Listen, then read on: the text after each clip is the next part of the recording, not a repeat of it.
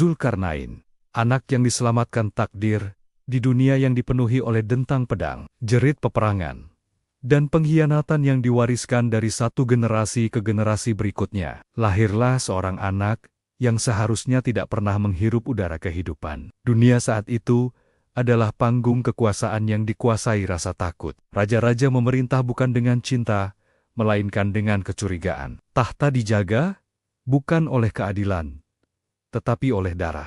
Di tengah zaman yang bengis itulah, takdir Allah bergerak secara senyap, menyiapkan seorang manusia yang kelak dikenal bukan hanya sebagai raja, tetapi sebagai penjaga keseimbangan dunia. Dialah sosok yang dalam Al-Quran diabadikan dengan gelar Zulkarnain. Kisah ini bermula ribuan tahun silam, di jantung peradaban Persia kuno, di bawah kekuasaan seorang raja besar bernama Astyages. Ia memiliki wilayah yang luas, pasukan yang kuat, dan kekayaan yang melimpah.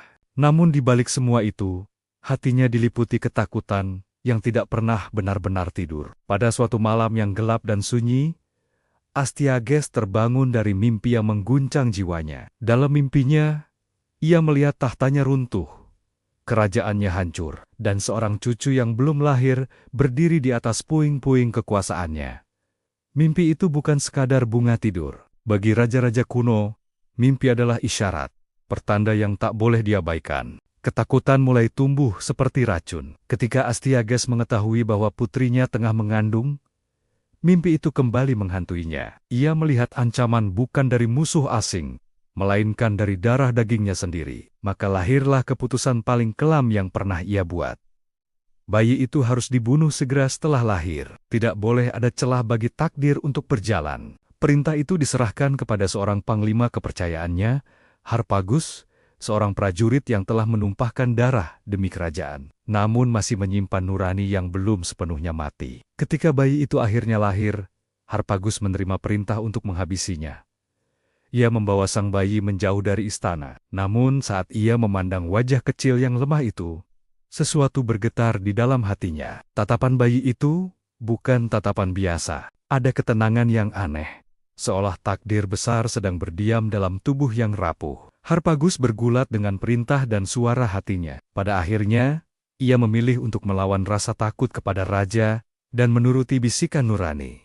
Bayi itu tidak dibunuh. Ia ditukar dengan mayat bayi lain dan disembunyikan jauh dari pusat kekuasaan. Di sebuah peternakan sederhana, di tangan seorang penggembala. Di sanalah anak itu tumbuh, jauh dari istana, tanpa mengetahui darah bangsawannya mengalir di tubuhnya. Ia tumbuh di antara tanah, ternak, dan kehidupan yang keras. Namun sejak kecil, ada sesuatu yang berbeda darinya. Ia tidak hanya kuat secara fisik, tetapi juga tajam dalam berpikir. Ia memiliki keberanian yang tidak lazim untuk anak seusianya, dan keadilan yang terasa alami, seolah ia dilahirkan untuk memimpin. Anak-anak lain mengikuti perkataannya, bukan karena takut, tetapi karena percaya ia mampu memutuskan konflik, menenangkan pertengkaran, dan berdiri tegak menghadapi ketidakadilan. Pada usia 10 tahun, sebuah peristiwa kecil mengubah segalanya. Ia berselisih dengan seorang anak bangsawan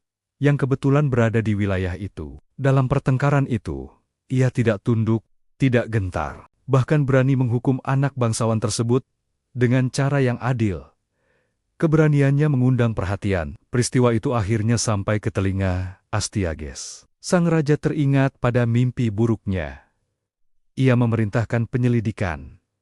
Kebenaran pun terungkap. Bayi yang seharusnya mati, ternyata hidup. Namun yang mengejutkan, ketika Astyages bertemu dengan cucunya, ia tidak melihat monster penghancur tahtanya. Ia melihat seorang anak dengan wibawa alami, kecerdasan tajam, dan ketenangan yang tidak dimiliki anak-anak lain. Takdir telah melangkah terlalu jauh untuk dihentikan. Seiring waktu, Astyages digulingkan tanpa pertumpahan darah. Kekuasaan berpindah dengan cara yang tidak lazim bagi zamannya. Sang cucu, yang dahulu hendak dibunuh, kini berdiri sebagai pemimpin. Sejak saat itu, ia tumbuh menjadi raja yang memandang kekuasaan bukan sebagai alat penindasan, melainkan sebagai amanah.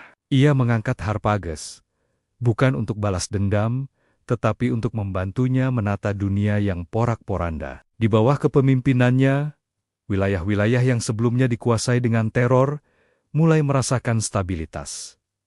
Ia membangun, bukan hanya menaklukkan, ia menyatukan, bukan memecah. Bangsa-bangsa besar mulai memperbincangkan namanya. Para cendekiawan modern kelak akan mengaitkan sosok ini dengan Cyrus the Great. Namun Al-Quran tidak mengikat kita pada satu nama duniawi. Allah mengabadikannya dengan sebuah gelar. Zulkarnain. Ketika kaum Quraisy mempertanyakan Nabi Muhammad tentang Zulkarnain, Allah menurunkan wahyu yang membuka tabir kisah ini. Dan mereka bertanya kepadamu tentang Zulkarnain. Katakanlah, aku akan membacakan kepadamu kisahnya. Surah Al-Kahfi, ayat 83, menjadi pintu masuk menuju perjalanan seorang pemimpin yang melintasi batas-batas dunia. Allah menegaskan bahwa Zulkarnain diberi kekuasaan di bumi dan segala sarana untuk mencapai tujuan-tujuannya. Bukan hanya kekuatan fisik, tetapi juga ilmu, strategi, dan hikmah. Gelar Zulkarnain sendiri mengundang banyak tafsir. Ada yang memaknainya sebagai pemilik dua tanduk, simbol kekuasaan. Ada yang menafsirkannya sebagai penguasa dua ujung dunia, timur dan barat. Ada pula yang melihatnya sebagai simbol dua kekuatan, lahir dan batin. Namun, satu hal disepakati oleh para mufasir. Ia adalah pemimpin yang dianugerahi Allah, kemampuan luar biasa, dan menggunakannya dengan tanggung jawab moral yang tinggi. Zulkarnain bukan sosok pasif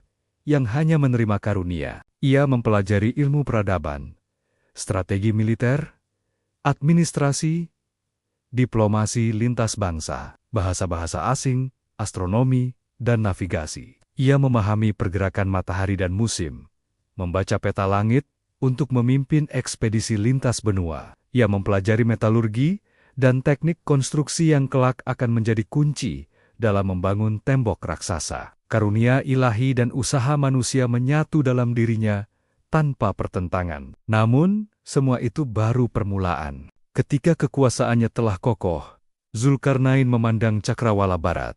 Di sanalah perjalanan pertamanya dimulai. Sebuah ekspedisi besar yang akan menguji bukan hanya kekuatannya, tetapi juga prinsip keadilannya. Ia tidak tahu bahwa apa yang akan ia hadapi di ujung barat hanyalah pembuka dari rangkaian ujian yang jauh lebih besar. Ujian yang akan membawanya ke timur yang terik, dan akhirnya ke utara yang menyimpan ancaman paling mengerikan dalam sejarah manusia. Langkah pertamanya menggema di atas tanah barat. Matahari perlahan condong ke ufuk, seolah menyaksikan seorang raja yang tidak berjalan untuk menaklukkan dunia, tetapi untuk menegakkan keseimbangan di atasnya. Dan di sanalah kisah Zulkarnain yang sesungguhnya baru akan dimulai. Perjalanan ke barat dan timur. Ujian kekuasaan dan hikmah perjalanan itu dimulai ketika Zulkarnain berdiri di puncak kekuasaannya, namun tidak pernah berdiri di puncak kesombongan. Kerajaan yang luas telah berada di bawah kendalinya. Pasukan setia menunggu setiap perintah, dan bangsa-bangsa besar memandang namanya dengan rasa hormat bercampur gentar. Namun di dalam jiwanya, Zulkarnain memahami satu hal yang tak pernah ia lupakan sejak masa kecilnya yang hampir berakhir di tangan kematian. Kekuasaan adalah amanah, bukan milik. Maka ketika Allah membuka baginya jalan menuju segala sesuatu, ia tidak memilih diam di istana, melainkan melangkah. Dunia harus ia temui langsung. Wajah-wajah manusia harus ia lihat dengan mata kepala sendiri. Dan keadilan harus ditegakkan di tempat ketidakadilan berakar paling dalam. Ekspedisi pertama membawanya ke arah barat, mengikuti lintasan matahari yang kian hari kian merendah di ufuk. Perjalanan itu bukan sekadar pergerakan pasukan, melainkan iring-iringan peradaban. Di sepanjang jalan, Zulkarnain mengamati perubahan bahasa, adat, dan struktur sosial. Ia mencatat, bertanya, dan mendengarkan. Bagi Zulkarnain, memahami manusia sama pentingnya dengan menaklukkan wilayah.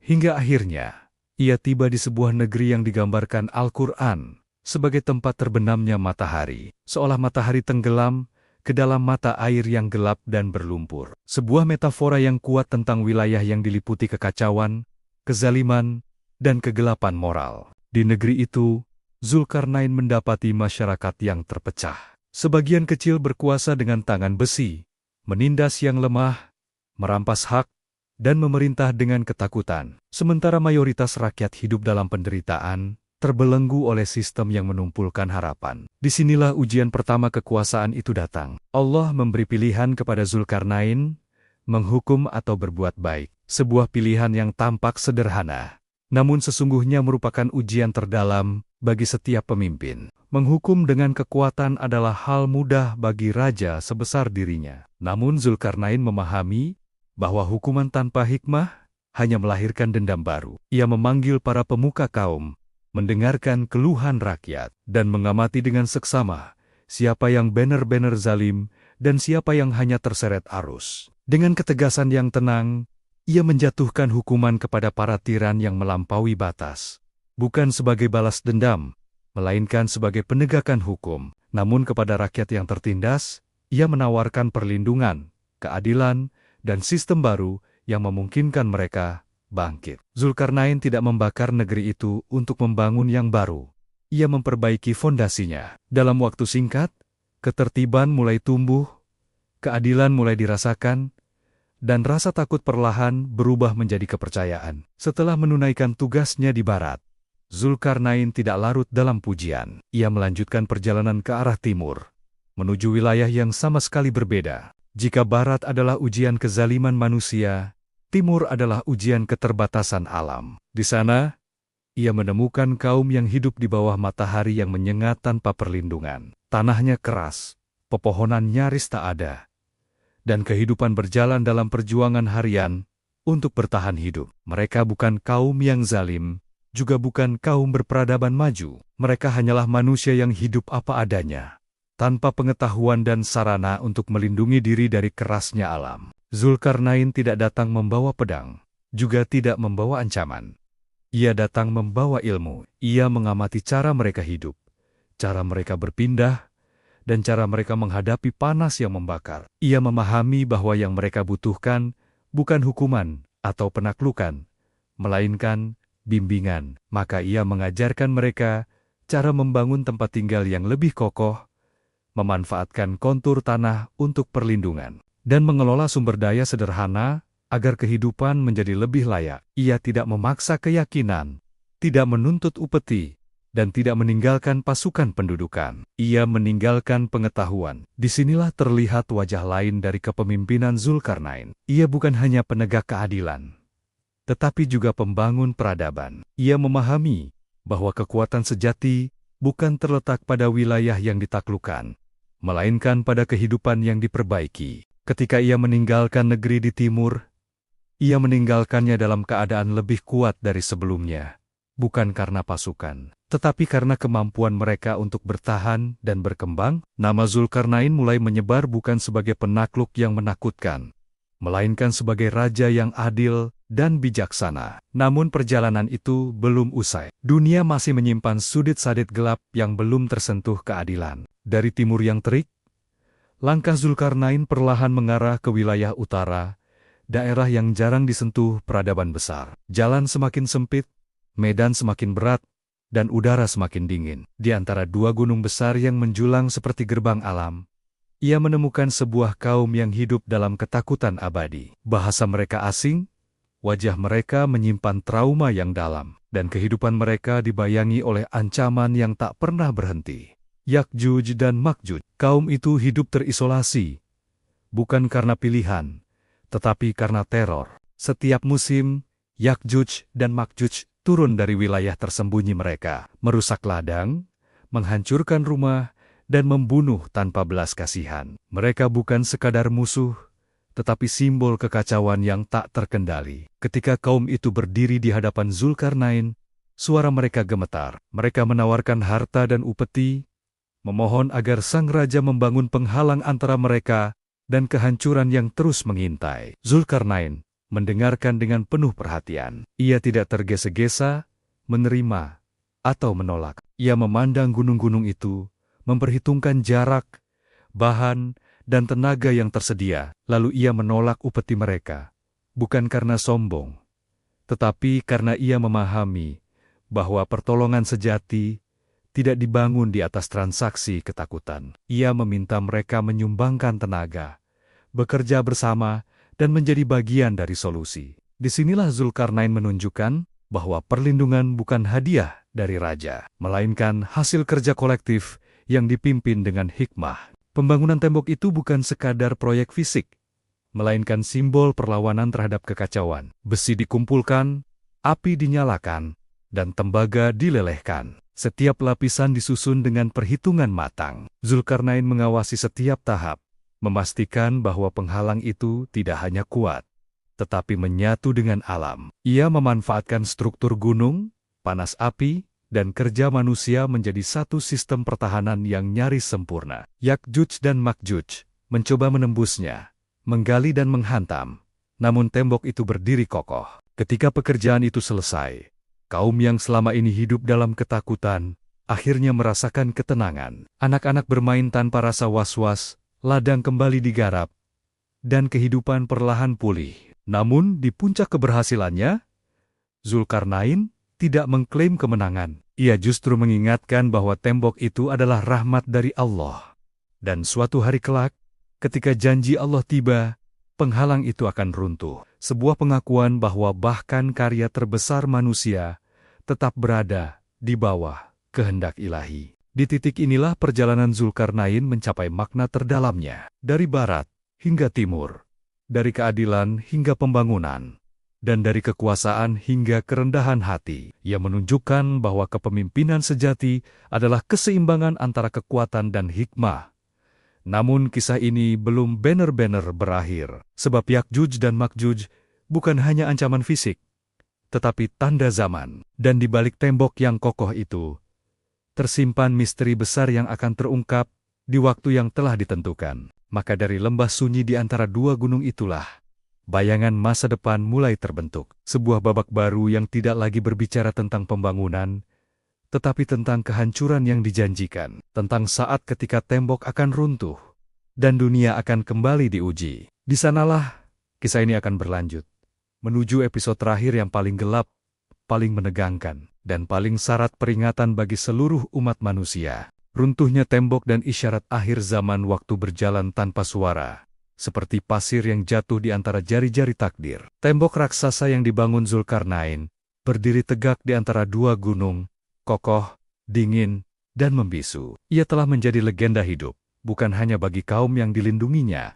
tetapi juga bagi generasi-generasi setelahnya. Orang-orang menyebutnya dinding rahmat, penghalang yang memisahkan dunia yang teratur dari kekacauan yang mengerikan. Namun, sebagaimana semua ciptaan, tembok itu pun terikat pada janji Allah bahwa tidak ada yang abadi selain Dia.